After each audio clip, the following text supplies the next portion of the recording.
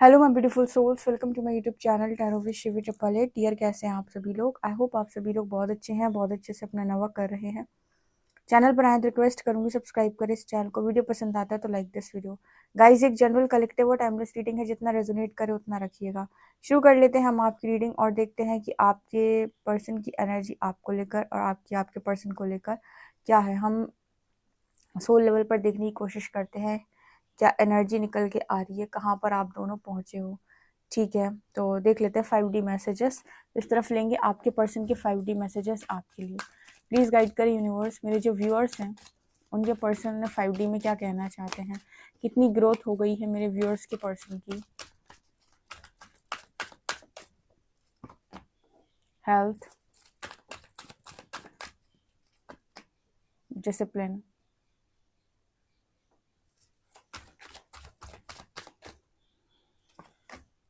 Worry and growth.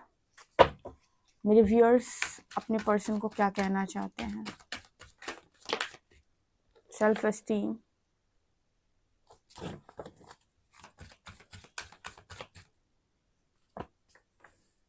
Imagination,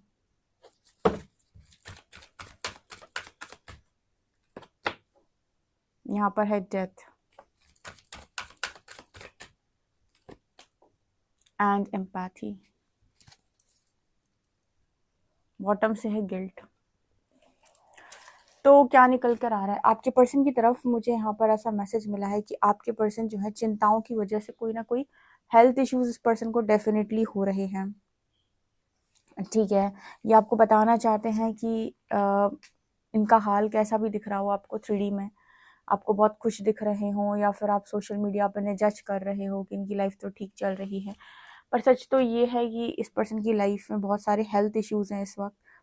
और ये health issues इस पर्सन को चिंता की वजह से हो रहे हैं। जो टेंशन होती है इंसान को, वरी की एनर्जी है। तो यहाँ पर ये पर्सन ये सोचने की कोशिश कर रहे हैं कि मैं कैसे इन सब चीज़ों से निकल सकता हूँ या निकल सकती हूँ। मतलब इस पर्सन की एनर्जी में यहाँ पर बहुत चिंता मुझे नज़र आई है। और आपको तो पता है चिंता होती है, इंसान को बहुत सारी बातों की चिंता होती है। तो इस सोल को फिलहाल क्या लर्न करना है? इस सोल को फिलहाल लर्न करना है कंप्लीट सरेंडर और अपनी चिंताओं को ईश्वर पर छोड़ देना है। चिंता तब खत्म नहीं होगी जब आप ये कहोगे कि भगवान मेरी इच्छा पूरी कर दे और मेरी चिंता खत्म हो जाए। भगवान क्या करते हैं कि पहले आपकी चिंता खत्म करते हैं, ठीक है, और काम तो वो फिर जो होना है वो अपने आप हो ही जाएगा। तो बेसिकली यहाँ पर आपके पर्सन की जो चिंताएं हैं उन्हें मिटाया जा रहा है। और जब इंसान को बहुत चिंता होती है तो बस हेल्थ खराब होती है। तो वो मैसेज है। एक मैसेज यहाँ पर ये है कि अगर ये पर्सन का ये था कि मुझे ग्रोथ करनी है, बहुत ज़्यादा आगे बढ़ना है, तो यहाँ पर इस पर्सन को डिसिप्लिन में लेकर आया जा रहा है। जैसे बहुत सारे लोग डिसिप्लिन में नहीं रहते। कैसा डिसिप्लिन? वो कभी भी कुछ भी करते हैं, कभी भी कैसे भी जीते हैं, ठीक है ना। उनका मतलब उनका खाने का टाइम सही नहीं, या फिर उनका खाना पीना सही नहीं। एक एनर्जी होती है ना कि हाँ मैं जो भी काम करता हूँ वो 100% एनर्जी के साथ करता हूँ, वो चीज़ नहीं। डिसिप्लिन की कमी होना बेसिकली। तो अगर आप चाहते हो कि आपकी लाइफ में ग्रोथ हो, आप मेंटली, इमोशनली, फाइनेंशियली हर तरह से ग्रोथ करें, तो डिसिप्लिन आना बहुत ज़रूरी है।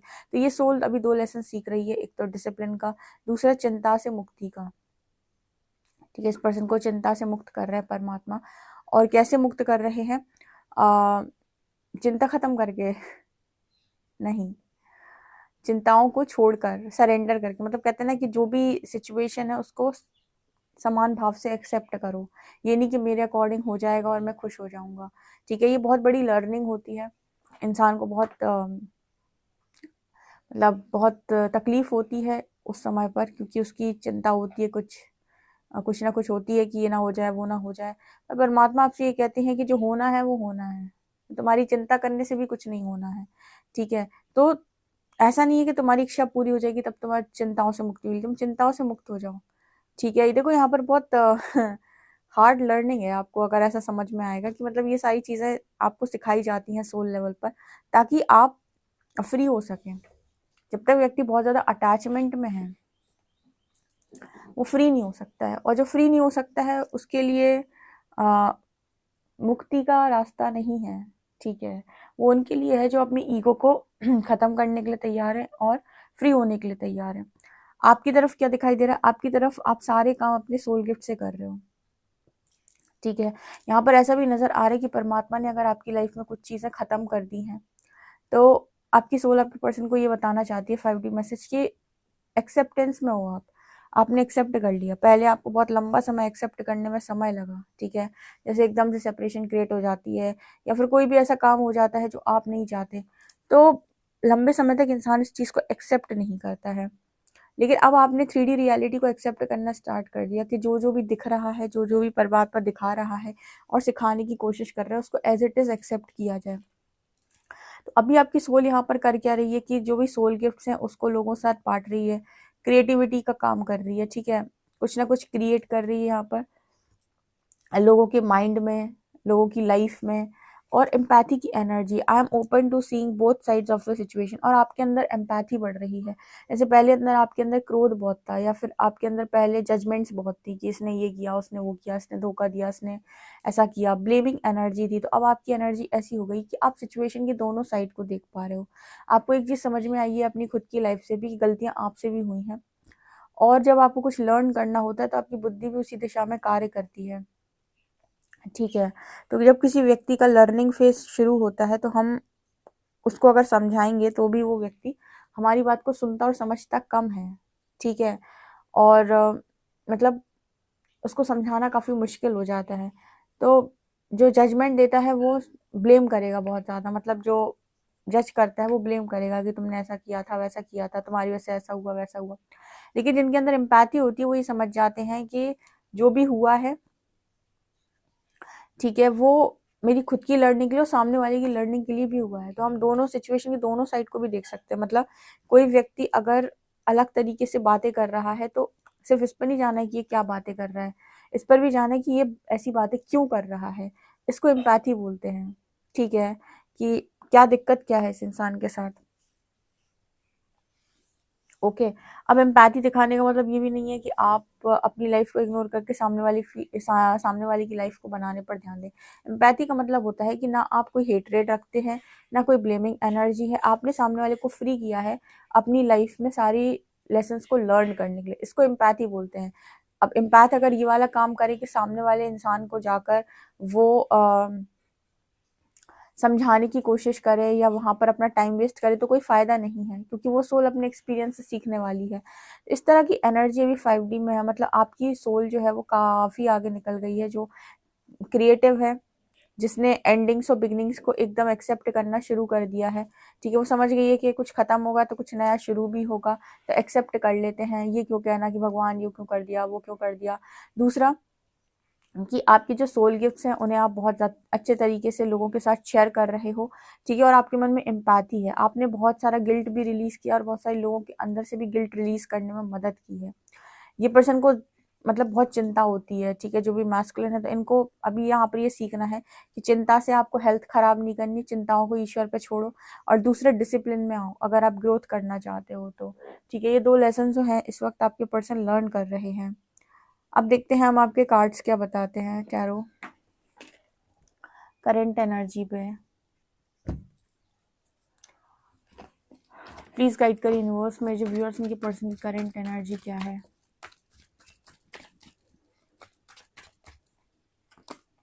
नाइट ऑफ पेंटिकल्स,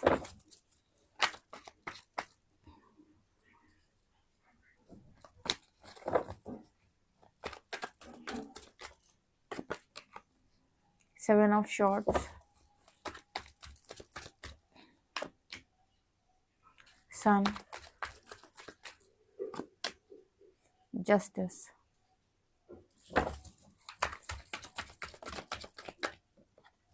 मेरे जो व्यूअर्स उनकी करंट एनर्जी क्या है अपने पर्सन के लिए।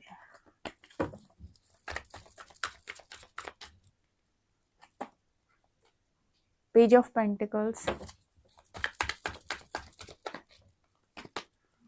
Nine of cups, six of shorts,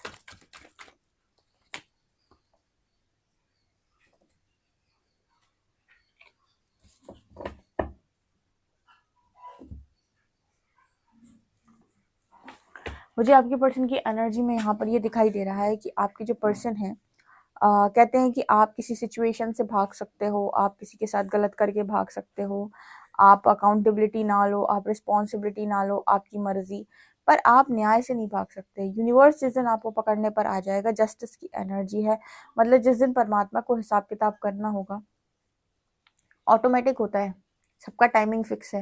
वो कहते हैं ना कि नंबर आगे पीछे हो सकता है लेकिन लगेगा सबका। ये एनर्जी है यहाँ पर।